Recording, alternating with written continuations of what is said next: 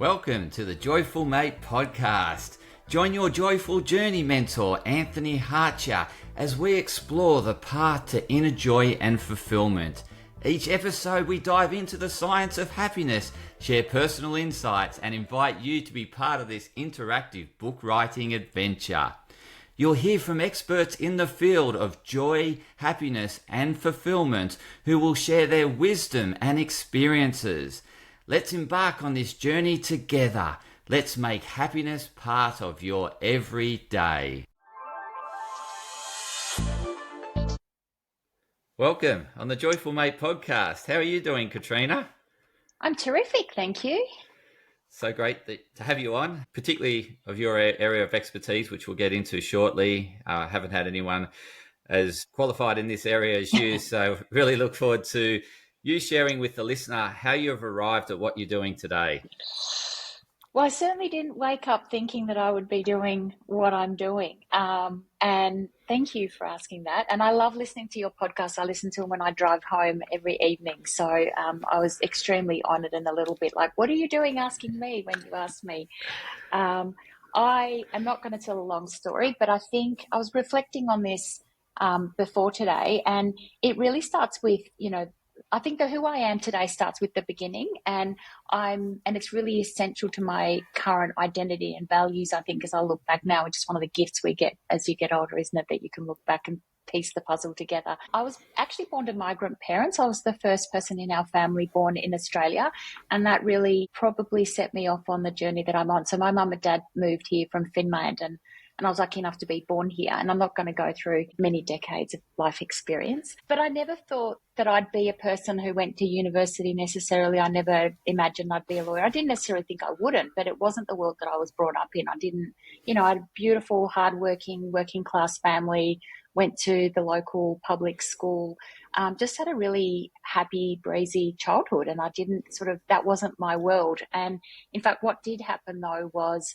I got the opportunity to do mock trials in high school, and we were working with a barrister, and he's actually the one who said to, 16-year-old me, he said, have you considered studying law and you'd make a great lawyer? And it was kind of like, a bolt of lightning came out, and I'm like, that's not me. I'm not that sort of a person. But, fast forward, I did. And it was because that person sort of really encouraged me to try something that I didn't aspire to necessarily doing, and worked in law firms for many years, ended up specializing in employment law, harassment, discrimination cases really became my calling, and loved doing that and learnt the art and craft of the legal world and the frameworks. But I do realize now that I got to a point where I felt that, negotiating a sort of a fix or a settlement or an outcome at the end, it didn't necessarily fill my heart full of joy and happiness. It was a resolution, but, did it really fix the problem? And so I end up today and I look at what I'm doing, and where I get my career and personal satisfaction and happiness from is really working at the preventative end, and I love building human-friendly workplaces. I love, improving the human experience at work and helping organizations to evolve, and really working in that workplace culture to create environments where everyone who works there feels that they can be that child that they once were. They can dream, they can achieve, their career aspirations can be a reality. So I now work in that sort of, some people call it diversity and inclusion, and that's a big topic at the moment. We could deep dive into the depths of that, about whether that's dead or not. Clearly, I don't think it is. So inclusion, working with people to unlock their potential, helping companies create environments that are truly respectful, inclusive, and empowering of their workforce. Wow, it's such a incredible career path in terms of, that 16-year-old girl doing the mock trials and being told, oh, you'd make a fantastic lawyer, and then pursuing that career and being very fulfilled in that career. So, it's great that you express gratitude to the guidance that you've had, through your career path. And just in terms of that workplace, and I think the big thing about the workplace is that over time, people think that it's something that it's a sort of necessary evil, right? And so, like, I go to work to get paid, right? And when that mentality is I go to work to get paid, then it's sort of we're missing the contentment that the workplace can bring to one's well-being. And I know you specialize in helping create a more fulfilling and connected workplace, and engaging workplace. So you've shared a whole lot of notes and thoughts on this episode with me, and I had a read through that, and one of them was having that connection to what people do and growing and because when someone's going to work to grow and to develop and become the best person they can become, then there's this sense of progress and a sense of becoming a better person. And with that comes higher levels of contentment with life. And so how do we develop this? And like there'll be people listening that are sort of starting their career and midway through their career. How do we keep this engagement and fulfillment in the workplace because it's, as you know, it's a large portion of the time we spend on planet Earth is working. Absolutely. Well, that was a big question you've put together for me. I think it's a misnomer that, people just do the grind. And yes, I know that, sometimes it feels like that. And it's just unfortunate that we've even let it become that, isn't it? Because every single person, no matter what you're doing, is there for a purpose. At its base level, we're either earning an income to feed our family and nourish the people we care for, and maybe pay for them to go to school or buy them school shoes. Like, work is an activity that's an essential part of our life. It usually enables other activities. So, even the doing of that, I feel, is something that it might feel like hard slog, but you're doing that for a purpose. And then there's that bit of feeling that you belong. So, humans have always through time, tended to live in groups and tribes, and belonging is a really important feeling for people. So I think once you're in the workplace, you're doing it for a reason. It might be the essentials of survival, of care for others. It could be for career growth and advancement, but then the environment that you're doing it in, you want to be in an environment where you feel that you're seen and you're heard and you're not invisible, and that what you're doing is valued and that your opinions are respected. So there's that real sense of how do I feel? So there's the why do I work? How do I feel when I'm doing it? And then what are the things that can happen to me while I'm in the workplace? Now, obviously, you can have really bad experiences, and that's the space I've played in for a long time. Now, we don't want that, but what we do want is the other end of the spectrum, which is what can happen to me is I dream even bigger, and I have a career aspirations. And that doesn't always mean that every single person has to progress to, a C-suite level role or a board level role. It just means progression in your world. And that's one of the things I get a bit frustrated about when there's all this obsession of, everything's all about, just making it to the top, where you actually just some days need to have a good day, don't you? And someone says, wow, that was a great idea, Anthony. I'm glad you shared it with us. We're going to go and put that idea into practice. You just want to be seen, heard, safe. I mean, safety is a minimum requirement, but you also then need to feel like you belong. And when you have that, you are content at work. And I love that you've picked that word contentment. Like, for me, happiness is not about, cartwheels and that real sense of pleasure. It's that contentment. I'm really satisfied with the way things are right now. Yeah, I totally agree, because the happiness is something in some ways that we don't have total control over, things going our way or the way we'd like things to go.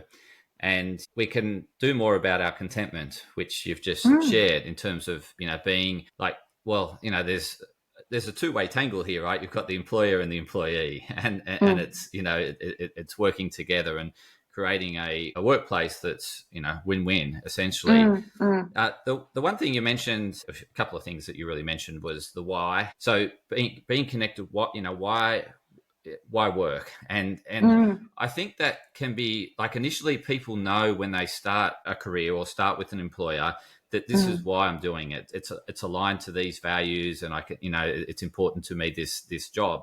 But over time of doing the job, that connection can be lost, and they lose that. And I've certainly noticed this over the COVID, over the post-pandemic, essentially, that disconnection with why they're working. So have you got some tips as to how people can stay connected to their why they're there? Because that's an important part of showing up and doing your best.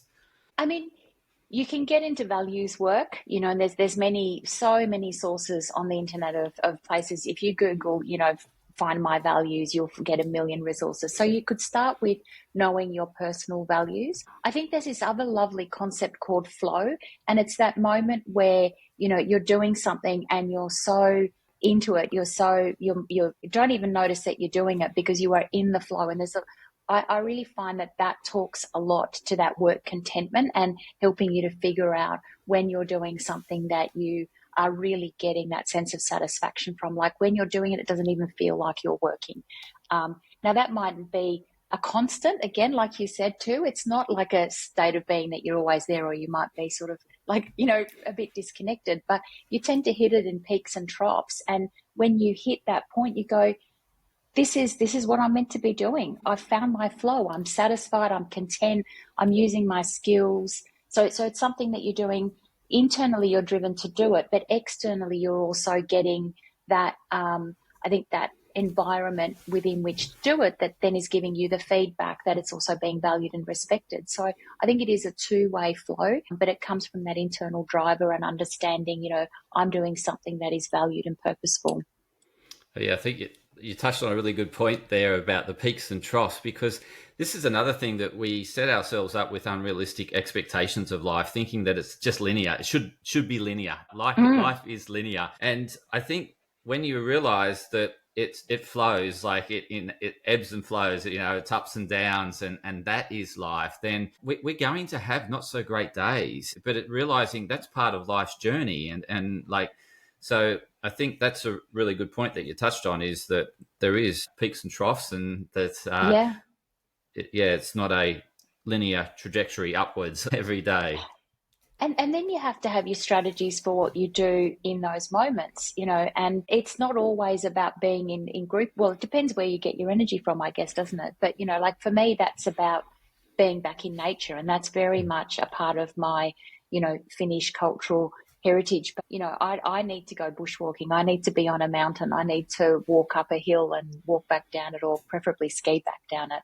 But, you need to find what you need to do to get your energy back, so that you can get back into that state of contentment and happiness. So I think it's unrealistic to assume that you're just going to be there 24/7, and then anything else less than that is a catastrophe. And it's not. It's just real life. I think it also raises an interesting point for me around, is this an individual or a collective concept? And I'm a big believer that there's a lot to do with, we have to think collectively about this. It's not just me and my happiness, because what is the impact of that on the person next to you? And, don't we have an obligation to be a custodian of the, environment that we're in at both the nature level, but also even just the culture of the, and the group health. And for me, that's a big part of belonging. If you're going to belong in a group, doesn't the group health and well-being and contentment also matter? And there's a two-way flow. So I think individual happiness is a bit risky as well, if it's at the exclusion or at the expense of somebody else. That's a really good point, because it sort of gets back to the employer around the culture that they want to cultivate. And if they take on just any employee, like, because there's a shortage of lawyers, I just got to grab a lawyer, right? Then this gets to your point about, are they the right person to fit in without, and hence to create synergy as opposed to disharmony, maybe. Yeah, well, there's a lot of focus on the best person for the job, isn't there? And this sort of, this obsession of looking for the best person for the job, which I think that leads to interesting circumstances as well. So I think there is a desire for synergy, but actually I think a lot of times people are just looking for the easy answer. They've got a vacancy, someone's life is miserable because they're doing two jobs, and they go, just get someone in, the quickest, fastest person, just fill that gap so that everyone can get back to doing what they were doing. Now, that's just not realistic anymore in 2025. We know, that the Australia certainly has a skills shortage. We know that most of the developed nations have a skills shortage. So it's not as easy as just going, get a person and plonk them in, even building teams and companies, it takes a bit more effort now. And, it takes, I think the new leadership skills that it takes are about how do you really be a people leader in its true sense? How do you connect with people around you? How do you curate an environment that is welcoming of everyone? How do you work with people who are very different to you? Because that's reality now, and how do you create a sense of belonging and purposefulness and respect for people who you don't necessarily, know or understand very well? Yeah, so because it also gets back to the employee asking the question, is this company the right culture for me? Like, will I thrive in this culture? Because I've actually, this reminds me of a client that I'm currently helping, and one of her biggest stresses is she doesn't feel like she fits in, and she feels like that black sheep. Yeah. And it's a That's real stress tough. going to work every day because she feels like that outcast, and I just can't connect. Yeah, so. And if you're doing that 8 hours, 40 hours a week, it's a lot of time to be feeling that sense of stress. I don't belong here. Like, because you mentioned that thing of belonging and feel like you're contributing and making a difference. And if you don't feel that you fit into that culture, then you really got to question. But it's difficult because I was thinking, like, when you go to buy a house, you can walk around the neighborhood and get a sort of sense of what the neighborhood's like and go at various times of the day and, get a, like with a job, you don't get to trial it, do you? Like it's... No, we don't often spend that much time assessing if it's going to be a good fit. And it's always a bit of a leap of faith. You don't really know until you're there. It's interesting that client you mentioned and how, unfortunately that's not an isolated experience. So, at the end of last year, I worked with Women's Agenda to do a survey of working women in Australia. And one of the most surprising, shocking, disappointing stats that we got back from that was, almost 40% of working women who responded said they feel invisible at work, and imagine that concept of being invisible, that no one sees you, hears you, respects you. How would you continue to work feeling like that, let alone an even more heightened state like, perhaps your colleague has gotten into, which is that I don't even fit in.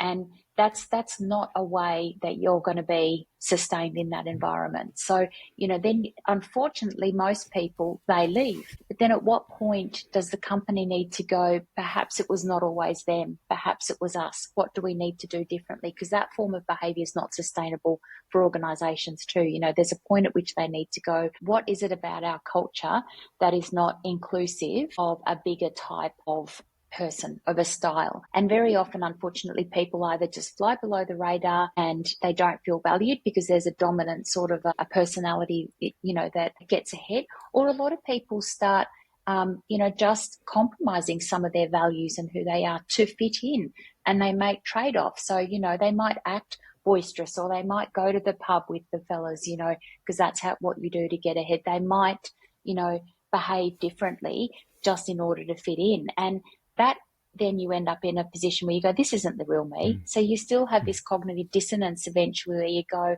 I'm going to work faking it just to get ahead. Does this feel good? That's not contentment or happiness either.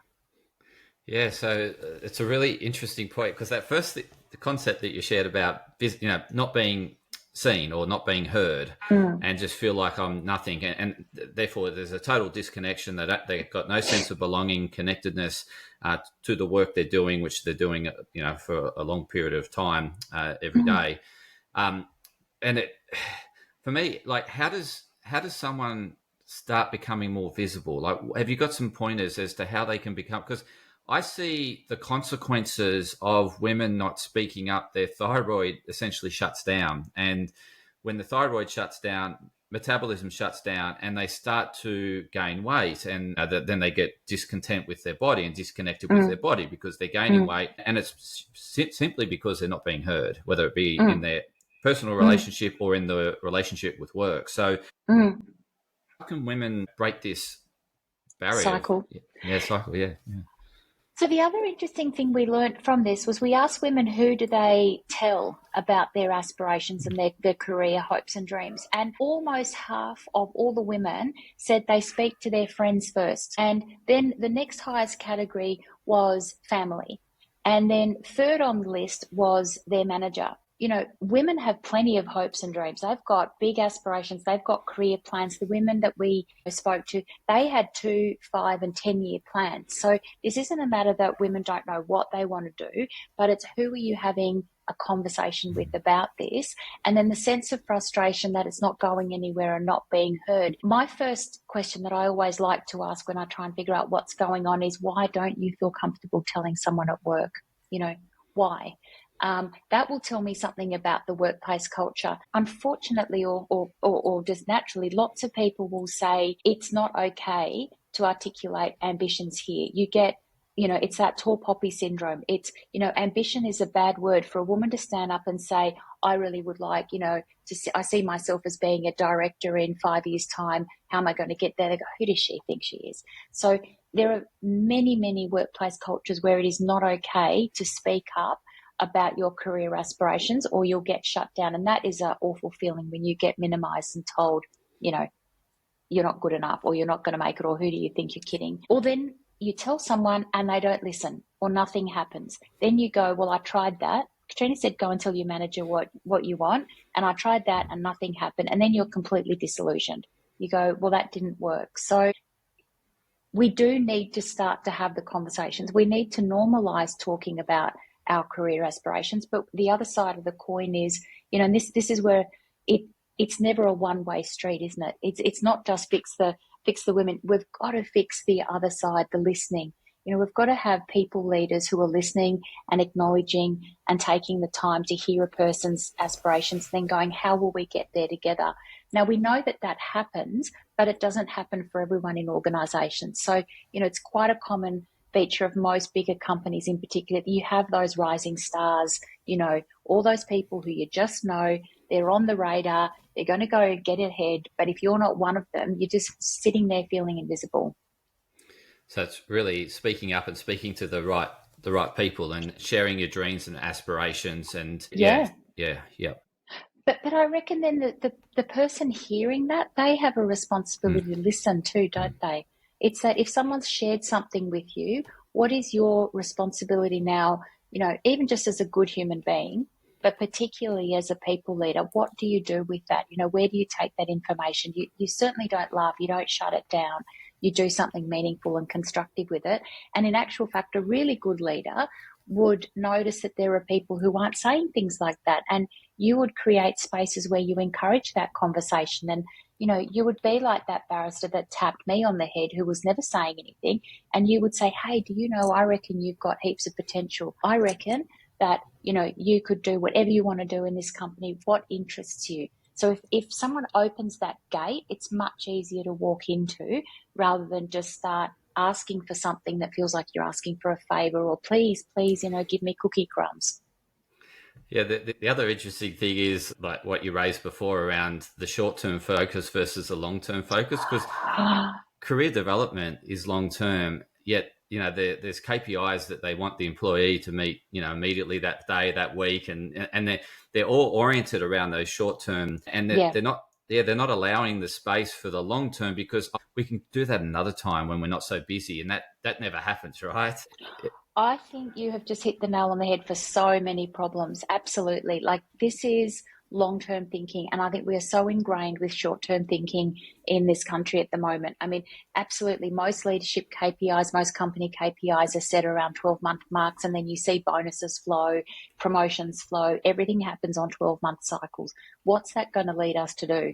You know, hit those metrics. They're usually financial. You know, they're usually sort of, you know, measurable, performance-based. Very rarely do I see metrics that are actually around retention and promotion, which is what it should be. But we have an absolute obsession with short-term thinking, and that you know, really underpins a lot of this. I'm too busy. I don't have enough time. You know, well, if we don't make budget, no one's going to be working here. You hear all of this sort of stuff. But then you think about what we talked about, contentment. That's not a short-term thing either. You know, when we talked about peaks and troughs, that's a long-term that's the game plan for the long haul here. So, we really need to get better at that longer term thinking. And that's where I think that collective piece comes into it. I do a lot of work around leadership legacy with our leaders. And my favorite saying is that, plant trees that you'll never sit under the shade of. Doesn't that just tell you everything? It's awesome. If people thought like that, you would do the right thing by the people in your team. You would encourage them to grow, not for your own gratification, not for your annual bonus, but because it's the right thing to do, because your legacy is to take a long-term view and take steps appropriate to that. Yeah, 100%. Like the other piece that I was thinking about, when the woman or the male, it could be, that raises the question about my career, my ambitions, is that the manager could be actually listening at the time, but then gets carried away with the meetings afterwards and then hitting KPIs the next day. And then I'm thinking the poor employee, 6 months after they've raised it, they've heard nothing back from the manager. It's got off the manager's radar, and therefore they feel that they haven't been heard. They've been shut down. Whereas I think the most important thing is that there's some action taken when the employee does open up and takes the courage, because it takes a lot of courage to mention this. Like, I have dreams and aspirations. So, and I'm just thinking that if they just take some action, let's book another meeting in to discuss this in detail and come up with it.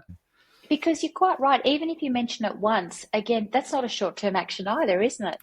I told you I've got these hopes and dreams. Yay, great, done, tick that box, So there does need to be more discussion, and I think, we just don't value the power of discussion enough. We think that that's almost like a waste of time. But sitting and talking to people for short, meaningful bursts is one of the most valuable things you can do. And I often think it's just ironic that people in leadership roles think there's always something else that's more important than that. Show me the business in Australia that can function without people. There just isn't one, literally. I mean, even if you're dealing with AI and robots, you still have humans who are creating the environment for it. So how can nurturing the single most biggest important asset to your business not be a valuable use of your time? And it doesn't need to be 3 hours or 4 hours. That would be a waste of time. But meaningful half-hour conversations on a regular basis is what you need, because you've got to form a genuine and authentic connection with the person too.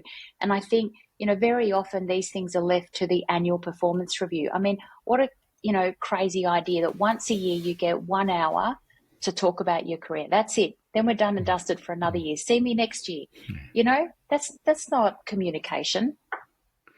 Yeah. And the other thing I was thinking of is sort of that, I guess you could say, talking generalization and sort of this evolution of man and female, is that females have this great sense of being a team player and, getting the village together and staying connected and working together. Whereas males are very like that, I've got to be alpha, top of the pack, right? And to be top of the pack, it's I fight, traditionally they would have had fights and squirrels and whatnot. But women are sort of like that, looking at the bigger picture. How can I keep the team together? So therefore, I don't want to unsettle the apple cart to say that I want this, because therefore it might affect this other person that I think also is deserving as what I am. And, they're thinking, and then they don't put themselves for it first. And so I think that, do you find that in your research at all, that there's that sort of that generalization that, men are more likely to fight for positions and fight for, and they're definitely much more likely to speak up. But then also the other thing that I really want to focus on too is, not all men are the same as well. Like, we've got all these people from different cultures in Australia and just different styles. Some people are more articulate, whether that, and some people prefer to challenge power and some people just wouldn't. Yes, there is definitely so much research that says that we have a more, traditional male breadwinner, strong, dominant version of leadership, and that gets perpetuated in a lot of different ways. And then women tend to bring, that more empathetic style of leadership to the table. But then even within those, there are those nuances. But, like what you've tapped into often gets, talked about in unconscious bias work, and some people love it and some people hate it. But, for a very long time, it was true to say that, most Australian CEOs were either over 6 foot tall and called Andrew. Like, this is a thing, and why is that? No one ever went saying, we need to recruit a 6 foot tall Andrew to be our CEO, but there was something that was going on at an unconscious level going, we associate that with strong leadership. And, where we sit today, in 2025, you go, that's not our demographic anymore. That can't be real. So what do we need to do to overcome some of these unconscious biases that have been absolutely accurate and correct, perhaps once upon a time when we were living in a very different tribal sort of an environment, but we're not there anymore. We're in such a global, tech-enabled, highly connected, diverse world now, and it's a different place. So we have to modernize our thinking about human beings and how we go about, identifying what good looks like. What does strong look like? And, that's where we need to even challenge words, because often you hear, language like that coming out when people describe their leadership qualities. They want, strong, confident leaders. Well, what does that look like? It conjures up a picture straight away. You look at the current CEO of Macquarie Bank, she's strong and confident, but she's probably not what everybody was thinking about when you had that mental model. So I think there's a lot of, we need to use our intelligence to challenge some of these thought processes and say, is that right? Is that, really the way it needs to be? And that's when we can have breakthrough moments and change things. Yeah, it's very true, because you don't, like, we had that discussion around, being authentic and not copying. Like, if you see the leaders of this mold and you want to get to that position, then you're thinking, well, I need to be like them. I need to, not be myself, lose myself, and in the Absolutely. process, yeah.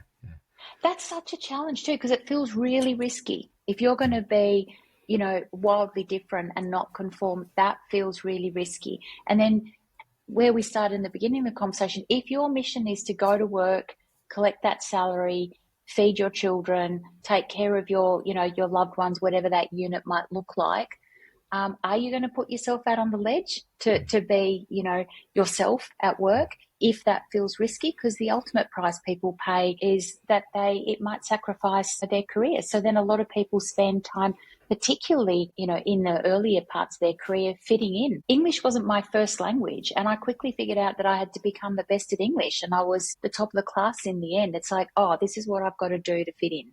This is how we get ahead, is by fitting in. But you do shut down little pieces of yourself in doing that. And then that's the challenge for workplaces, is to say, if you want to have this inclusive environment that welcomes everyone and really enables innovation and growth and transformation, you've got to become welcoming of everyone. And you don't even know what they're like necessarily, because they might be very different to you. Absolutely. Like, you want them to be who they are, because that's, I guess, creating diversity, and they bring their best intelligence and experiences to that group by being themselves. So how do they, because we touched on that sense of belonging, but that sense of belonging is not fitting in. It's not trying to be someone else in order to feel that. So how do you create this sense of belonging through being your authentic self, so that it's win-win? The business wins because they've got that diversity, and the employee feels that they belong, but they're not trying to give up who they are. I think when companies ask me about this, the first place I say to start is not big fancy projects or programs. It's literally listening. It's literally listening to people. I think people feel that they belong when they have a voice and it's genuinely heard. So, I love starting by just organizing listening sessions and sitting with people and saying, how do you feel when you come to work? What do you love about coming to work? That's the first two questions I ask. What don't you love about coming to work? You get everything you ever needed to know about a company's culture in those three questions. And the number of times people say to me, that's the first time anybody's ever asked. Because I don't start, necessarily with the top or the bottom of the organization. I start with, a cross-section of everyone. And most of these people don't normally get asked how they find work, what they feel about it, because everyone assumes that, we've paid them That's it. You've got a job, we've paid them, get the job done, go home. That's all we both want to do. It's a transaction. I pay you, you do your work, done. But at the end of the day, they are there for, 7 or 8 hours a day minimum. And they have a feeling about what it's like to be at work. And when you ask people, they feel valued because you actually are seeking their input rather than having all the answers from the top. It's amazing how much we assume that leaders know everything. And then, they'll craft things like, policies and procedures and what they're going to do at the top of the tree because they're meant to have all the answers, and really great leaders know that they don't have all the answers. So just start by talking to people.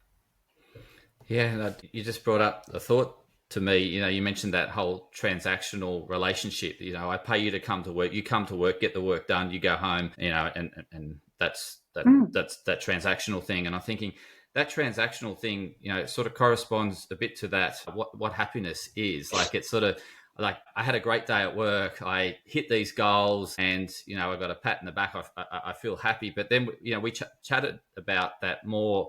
We want that higher level of contentment, and that higher watermark of contentment comes through the more relational process, right?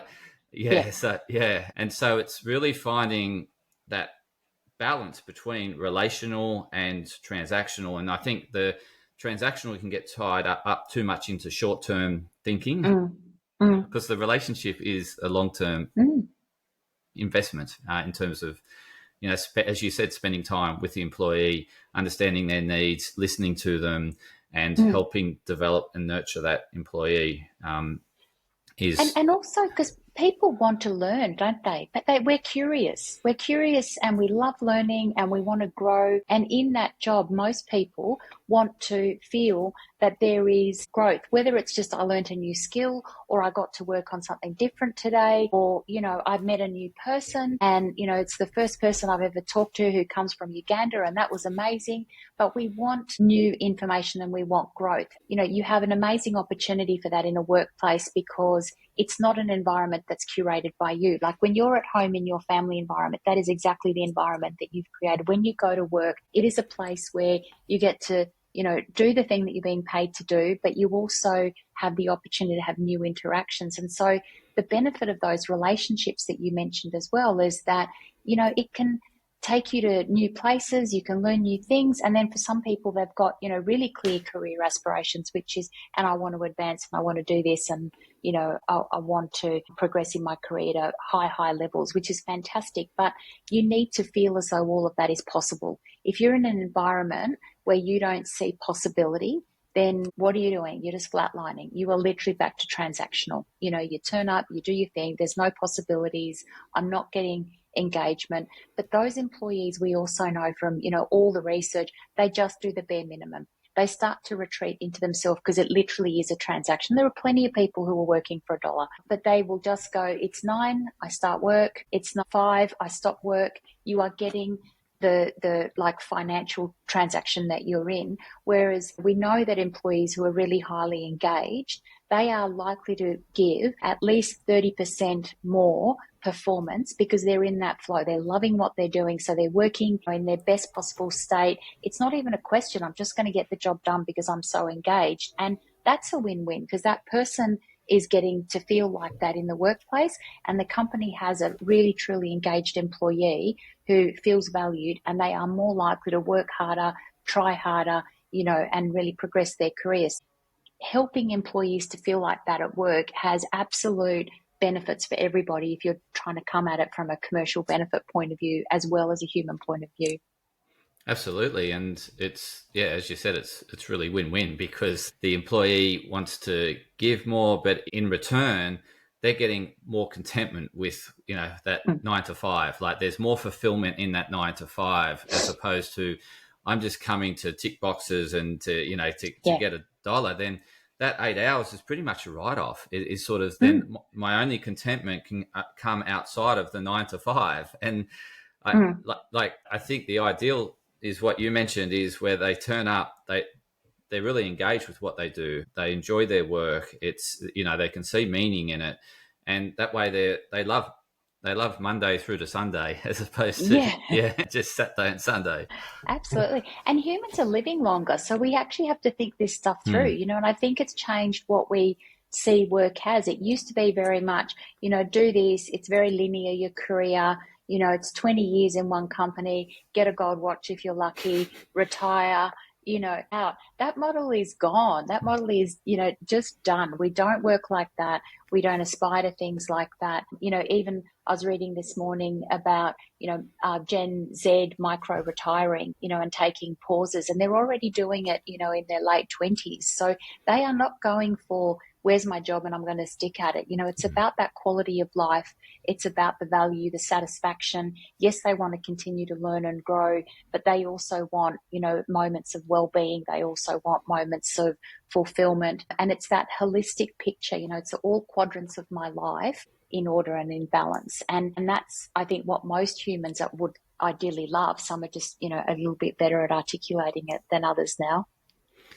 And it sort of brings me to, like you've mentioned, this holism and how important it is for each of us to have this sort of holistic perspective of life and to develop things that, or culture, the things that really nourish us and make us feel fulfilled. What is that to you, given that you've got this Finnish background and there's connection with the Finnish heritage of nature and things like that? So what do you do to provide that holistic fulfillment? Great question. And I often get asked, why is Finland the happiest country? Because I think, people sort of want to know this. And it's a funny concept because Finnish people are known for being quite dour and reserved and quiet, particularly in the middle of winter. You're not getting chitter chatter. Like, people in Finland loved COVID because we could just lock ourselves away, right? But I think the happiness comes from moments of connecting to nature and really deeply culturally symbolic things like sauna, which is very trendy at the moment now in Australia. And it kind of drives me wild because people are constantly asking me for sauna advice and they all want to know if an infrared sauna is as good as a traditional one. I think you can figure out my views on that. But it's that moments of taking yourself away from, the grind and putting yourself into a place of peacefulness. That's what that is. That's that. And then sitting, quietly with your thoughts and reflecting. And that's that sort of long-term piece because you're thinking outside of the moment. I think you really have to,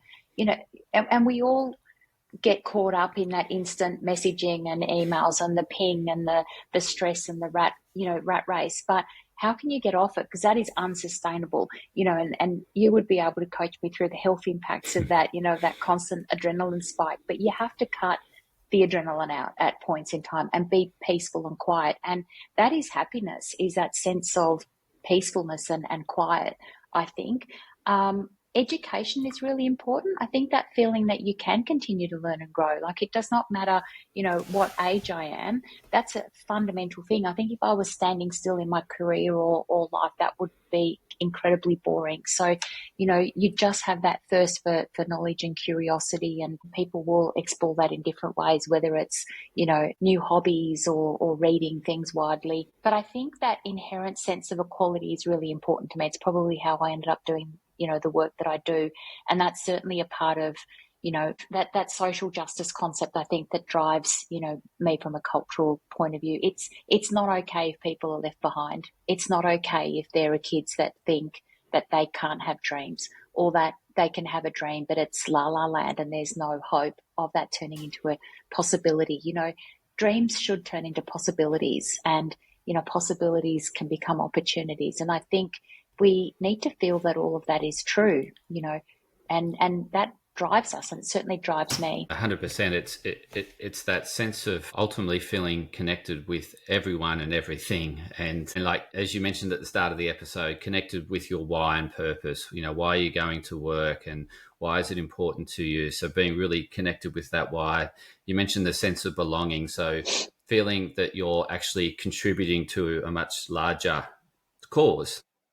And that being impactful, you shared that with in the notes you shared with me, and then you've mentioned the connection with nature, and that you've also mentioned the connection with self through reflection. And so we can only ever connect with ourselves is in those moments of stillness and quietness, and to really acknowledge how we're feeling in our body, and and with life overall comes through that reflection. And as you said, it's that pause that we take in the sauna. Is it the sauna? Yes, you've got it. Yeah, good. I didn't want to get that. I'm not very good at pronouncing words.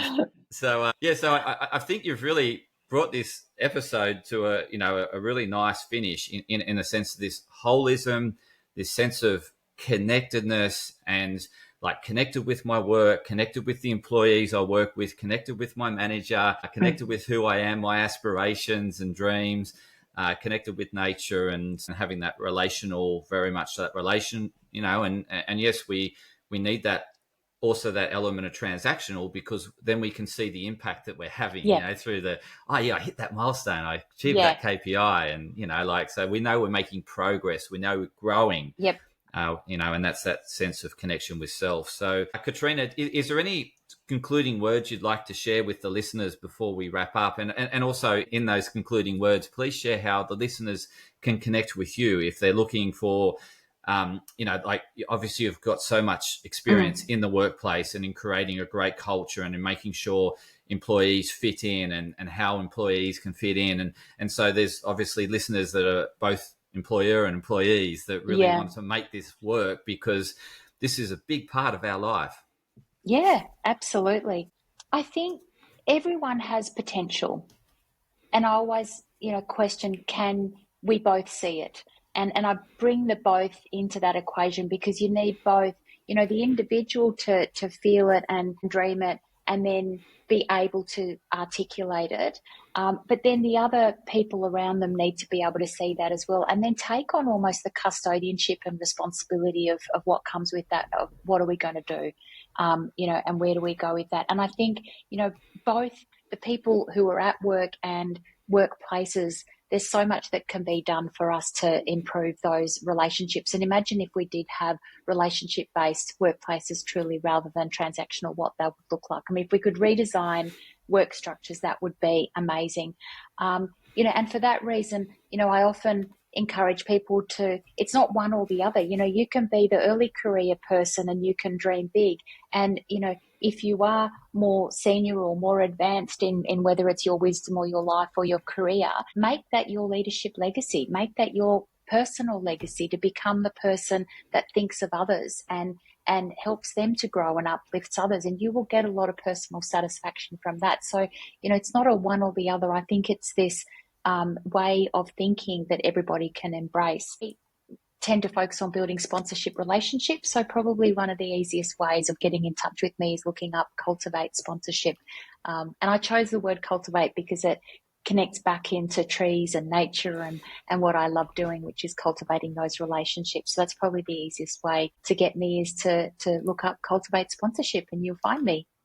And I'll include that link in the show notes. So listeners, viewers, you can go directly to the show notes and click on that link and connect with Katrina. Thank you so much for coming on. I really appreciate you not only coming on the show, but also actively listening to the podcast. So thank you so much. And it's been a delight to meet you and to learn more about you. And I think you add tremendous value for both employee and employer in terms of getting more fulfillment in life overall. And as you said, that's very much correlated with more happiness and more joy in our lives. Thanks, Anthony. It's been wonderful to be with you this morning. You're welcome. Thank you.